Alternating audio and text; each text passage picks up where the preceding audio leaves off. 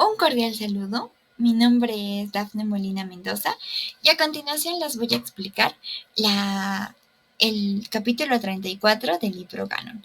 Nos habla primero de las vías aéreas. Comienza desde las fosas nasales, que se van a encargar de humidificar, calentar a 37 grados centígrados y filtrar el aire que viene del exterior. También nos habla de la nariz, en el cual se ubica la pituitaria amarilla, que es el bulbo raquídeo, que sirve para identificar a las sustancias odoríferas. La nariz, que pues está la pituitaria amarilla, los cornetes, que están altamente irrigados por el plexo de Kieselbach, la faringe y la laringe. La laringe va a ser la estructura, el cual va a dividir la vía aérea superior y la inferior. En la vía aérea inferior tenemos a la zona de conducción y a la zona respiratoria. La zona de conducción va a estar limitada hasta el bronquiolo terminal, que va a ser la dicotomización número 16. Y la zona respiratoria va a ser desde la 17, desde los bronquiolos respiratorios hasta el conducto alveolar, saco alveolar y alveolo. En primer lugar, tenemos que la zona de conducción no va a ser fácil de colapsar. ¿Por qué? Pues porque tiene cartílago.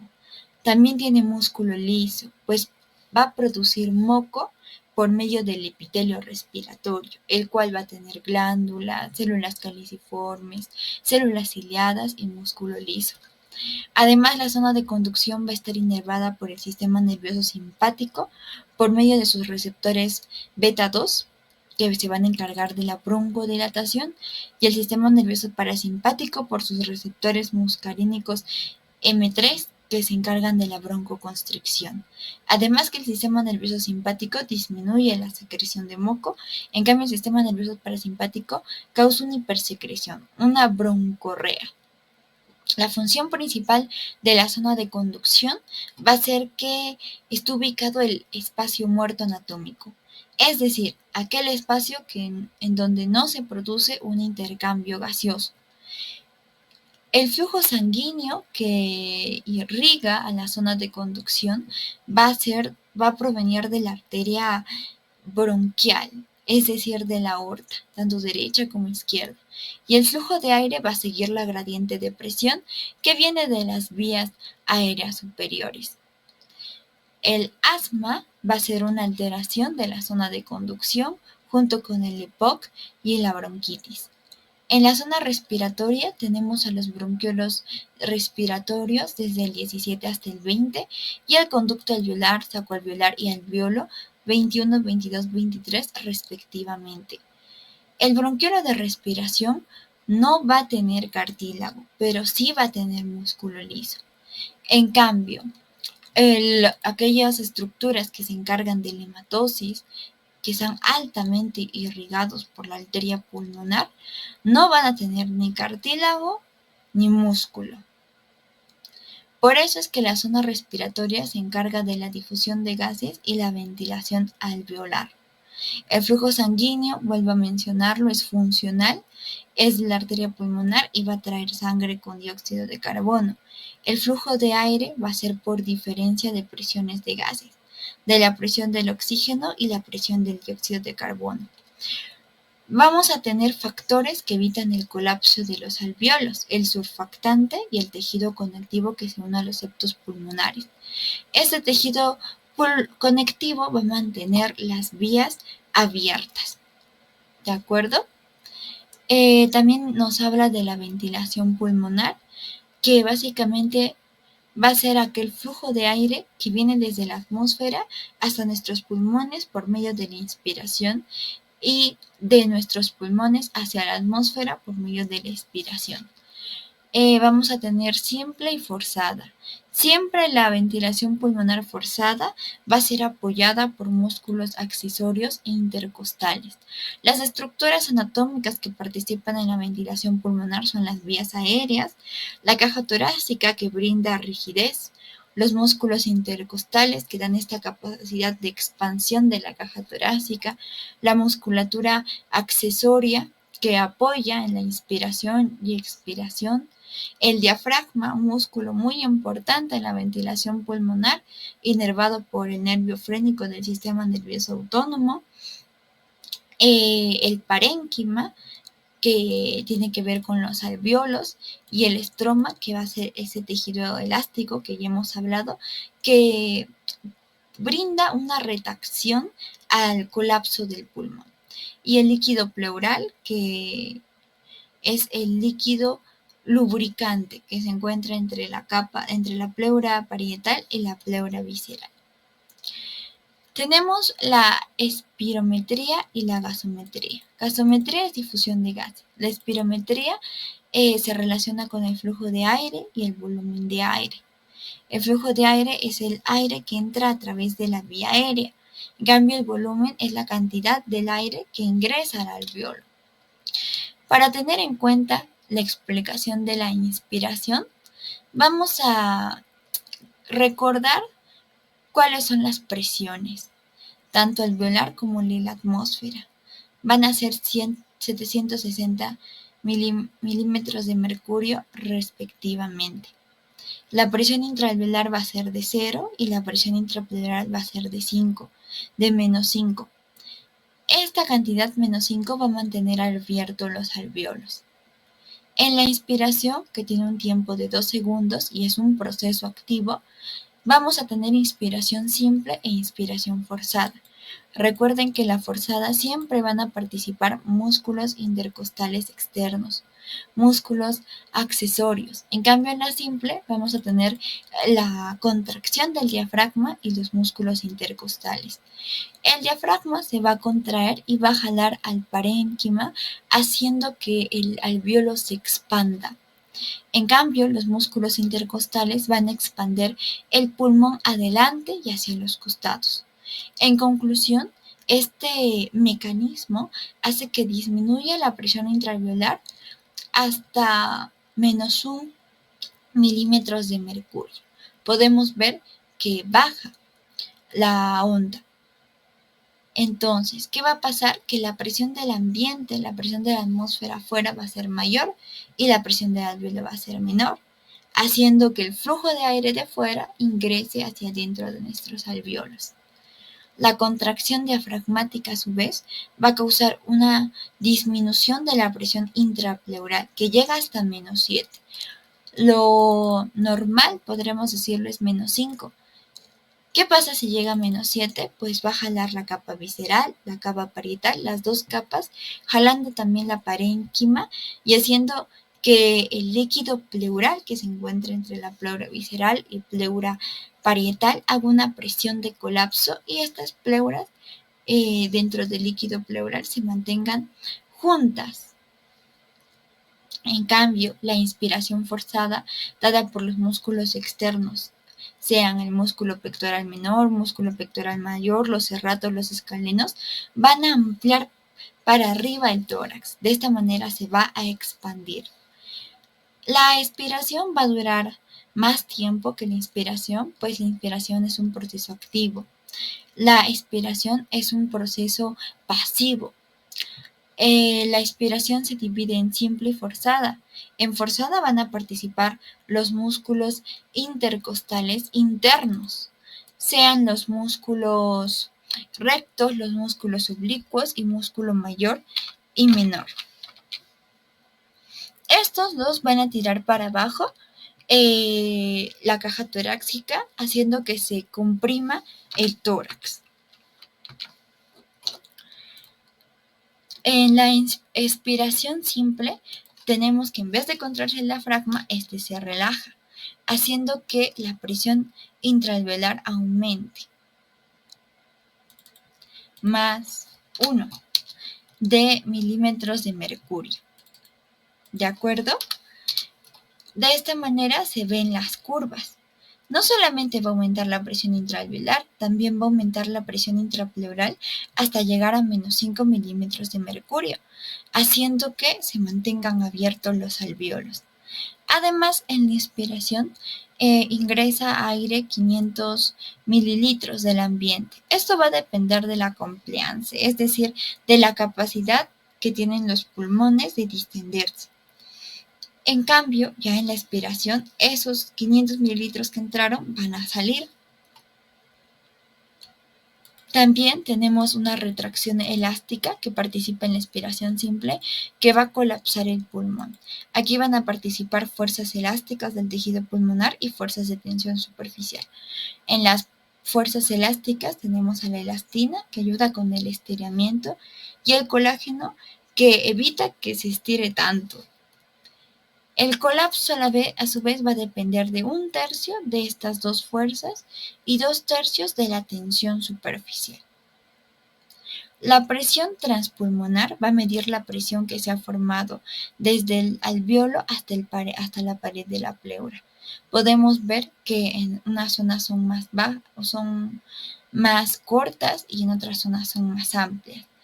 A esto que delimita la presión intraalveolar y la presión intrapleural se le llama presión transpulmonar. Esa va a ser su fórmula. Presión alveolar menos presión intrapleural. Tenemos la expiración forzada, que ya lo hemos explicado, y la espirometría. ¿Qué es la espirometría? Esta va a medir la cantidad de aire que uno exhala y qué tan rápido lo hacemos. Es decir, va a medir el flujo de aire, la capacidad de difusión que tienen nuestros pulmones, y de esta manera podemos evaluar enfermedades pulmonares. Puede diagnosticar asma, bronquitis, enfisema. También puede encontrar la causa de una dificultad respiratoria y puede medir el progreso del tratamiento que tiene algún paciente. La espirometría se va a dividir en volumen y capacidad. El volumen va a ser la cantidad de aire en mililitros y la capacidad va a ser la suma de 2 o más volúmenes, de entre los cuales vamos a destacar el volumen tidal o corriente. Va a ser el volumen de aire de una respiración normal que ingresa. Es aproximadamente 500 mililitros. Luego tenemos el volumen de reserva inspiratorio. ¿Qué va a hacer este? Cuando nosotros le pedimos al paciente inspirar forzadamente, entonces este mecanismo de fuerza va a estar mediado por por los músculos accesorios. Y va a ser el aire inspirado de manera forzada después de una inspiración normal. Luego el paciente va a seguir respirando de manera normal hasta que nosotros le digamos que haga una expiración forzada. Y se va a ver de la siguiente manera. Aproximadamente va a ser de 100 mililitros. Vamos a tener también un volumen residual, que va a ser el volumen de aire que queda en los pulmones y que nunca sale del pulmón, que va a ser de 1200 mililitros aproximadamente. Entonces, de aquí van a venir las capacidades, que prácticamente van a ser las sumas. La capacidad vital, la cual destacamos, va a ser la cantidad de aire que se expulsa forzadamente después de una inspiración forzada.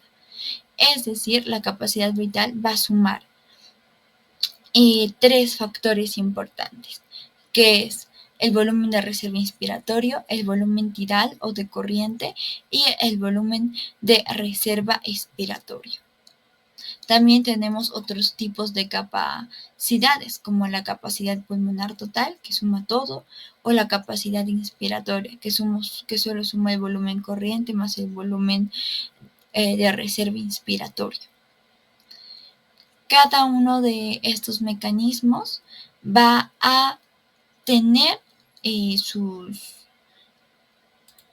fórmulas matemáticas de la siguiente manera. En la vía aérea, como hemos comentado, tenemos un espacio muerto, un lugar donde no hay intercambio. Es donde el aire inspirado se queda aquí. Y también en el alveolo tenemos al llamado volumen alveolar, que es todo el aire que llega al alveolo. El espacio muerto conforma 1/3 del volumen tidal y en el alveolo conforma un 2/3. Haciendo una suma, 150 más 350 nos daría el volumen tidal. De esa manera es como nosotros podemos calcular el volumen tidal de corriente. Sin embargo, es importante mencionar que estos volúmenes son aproximados, porque cada persona es diferente, no es lo mismo un anciano o un bebé recién nacido. Por eso es que de aproximadamente 7 mililitros por kilogramo por peso. El volumen respiratorio por minuto se calcula multiplicando el volumen de corriente por la frecuencia cardíaca.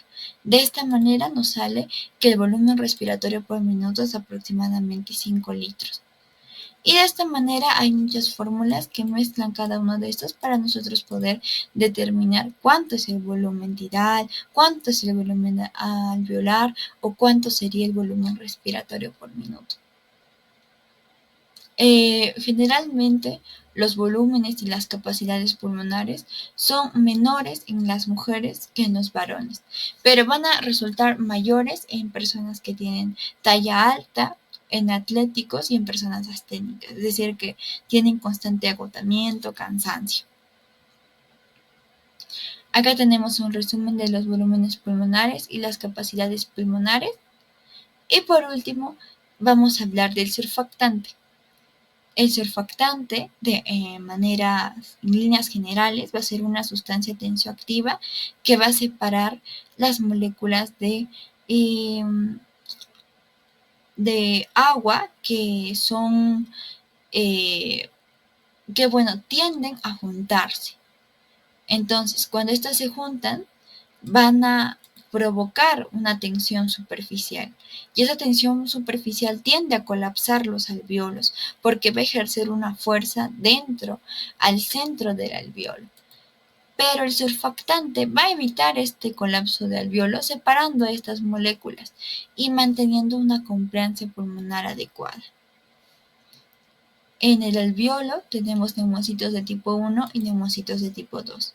Quien produce el surfactante son los neumocitos tipo 2, aunque estos se encuentren en 10% y sean cúbicos, y además que estos se pueden transformar en neumocitos de tipo 1 cuando se requiera renovar algún tejido dañado. Los componentes del surfactante van a ser el 90% se va a componer de dipalmitol fosfatidilcolina. A continuación vemos su estructura, tiene una parte hidrofílica, una parte hidrofóbica. La parte hidrofílica va a mirar al agua, en cambio la hidrofóbica va a mirar al aire, de la siguiente manera. Es decir, la cola va a mirar al espacio aéreo alveolar, haciendo de esta manera que se ocasione una disminución de la tensión superficial alveolar. Para hablar del surfactante de los alvéolos también es importante considerar la ley de Laplace. ¿Qué nos dice la ley de Laplace? Que mientras más pequeño sea el alvéolo, es más fácil de colapsar. Es decir, el colapso de un alvéolo se da cuando aumenta la presión, aumenta la tensión superficial y disminuye el radio de los alvéolos, haciendo que aumenten las capas de agua y pues el agua tiende a juntarse y que colapse el alvéolo. En cambio, cuando disminuye la presión, tensión y aumente el radio, va a disminuir la capa de agua y de esa manera se va a evitar el colapso de los pulmones. Entonces, la presión debida a la tensión superficial sí o sí tiene que ser mayor en los alvéolos pequeños que en los alvéolos grandes. 10% del surfactante se va a componer de proteínas, calcio y fosfolípidos. Dentro de este 10%, la mayoría va a ser fosfolípidos. 12% van a ser proteínas y 8% lípidos neutros. Entre las proteínas destacamos la proteína surfactante A, B, C, D. Tanto la A como la D van a tener un rol de defensa contra patógenos inhalados. ¿Ok? Pues van a participar en respuestas inmunitarias y en respuestas alérgicas. En cambio, la proteína surfactante B y C van a mejorar la extensión de los fosfolípidos en los espacios aéreos. Eso es todo. Muchas gracias.